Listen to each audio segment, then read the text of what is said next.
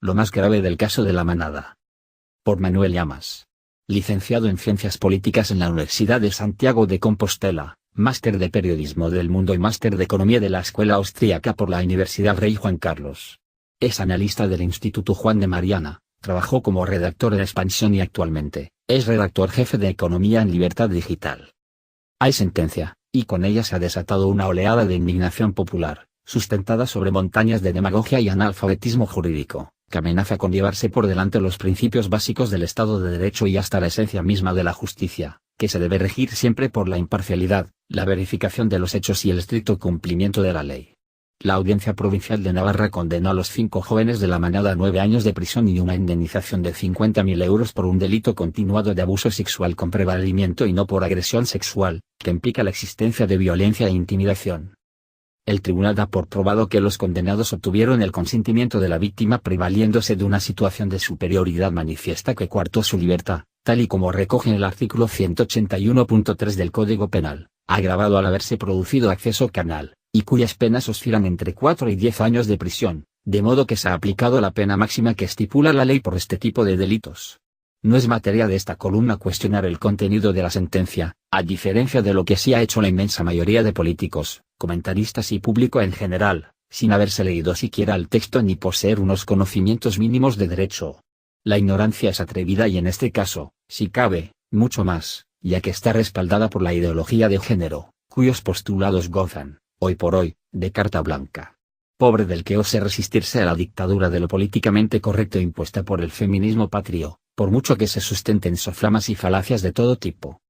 La sentencia será recurrida y, por tanto, habrá que esperar a la decisión definitiva de los estamentos judiciales, pero vaya por delante que, tras meses de investigación y otros tantos de juicio, 3 magistrados, 3 de 3, no observan agresión, que sí abuso, y uno de ellos ni siquiera ese supuesto, abogando directamente por la absolución.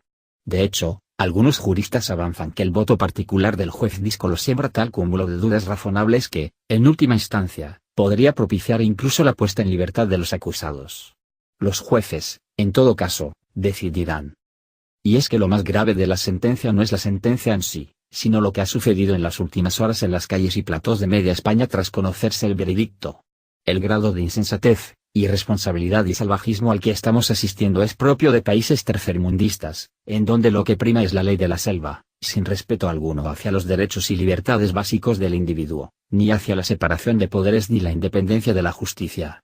La virulencia, el odio y la ceguera colectiva que han inundado las redes sociales, con el apoyo más o menos cerrado de políticos y medios de comunicación, da, simplemente, vergüenza ajena, además de provocar una profunda inquietud sobre el futuro que le depara a España en caso de que se acaben imponiendo ciertas consignas.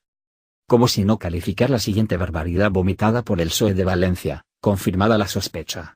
La sentencia a La Manada no recoge lo que sí ha hecho el veredicto social. Signo de interrogación abierta. ¿Veredicto social? Es decir, que juzgue el pueblo y, dado que éste ha decidido que son culpables, lo único que pueden hacer los jueces es ratificar esa condena. Y punto. Eso mismo es lo que sucedía en la antigua Roma, cuando los reos eran lanzados a los leones en función del griterío del público. Valiente muestra de cordura y civismo la que exhibe el PSOE. El linchamiento público no es justicia, sino barbarie. Y eso es, precisamente, lo que pretendió la turba intentando asaltar por la fuerza la Audiencia Provincial de Navarra, acorralando al ministro de Justicia en Córdoba o abogando, abiertamente, por quemar las instituciones judiciales en Madrid. ¿O qué decir de la surrealista y abyecta petición que respaldan cientos de miles de personas consistente en exigir la inhabilitación de los jueces por no plegarse a la sentencia popular? ¿Qué tipo de democracia y Estado de Derecho defiende esta gente? ¿Qué aberrante concepción de la justicia es la que tienen en mente? Si me gusta la sentencia, bien, pero, en caso contrario, ¿hay que cesar a los jueces de inmediato? Un pensamiento puramente dictatorial, sin duda. Y prueba de ello es que los socialistas pretenden ahora instruir ideológicamente a los jueces mediante la realización de cursillos sobre violencia de género, inspirados, como no, en las tesis feministas, para así poder emitir pronunciamientos justos, lo cual constituye un bochornoso adoctrinamiento político que nada tiene que ver con el sentido de justicia. Igualmente, llama mucho la atención que los mismos que hace poco ponían el grito en el cielo por legislar en caliente en función de la agenda mediática, como fue el caso de la prisión permanente revisable tras el asesinato del niño Gabriel, ahora no duden en cambiar la ley para equiparar los delitos de abuso y violación. Y Podemos no es el único, Todos los partidos políticos abogan por modificar justo ahora los tipos relacionados con el delito sexual, sin pararse a reflexionar sobre la prolija jurisprudencia existente al respecto ni el contenido u orientación de debería hallar dicho cambio legislativo, cuyos efectos no serían menores. Es decir, como la sentencia no nos gusta, cambiemos la ley. Esta y no otra es la pueril, triste y nefasta forma de gobernar que existe en España. A golpe de titular.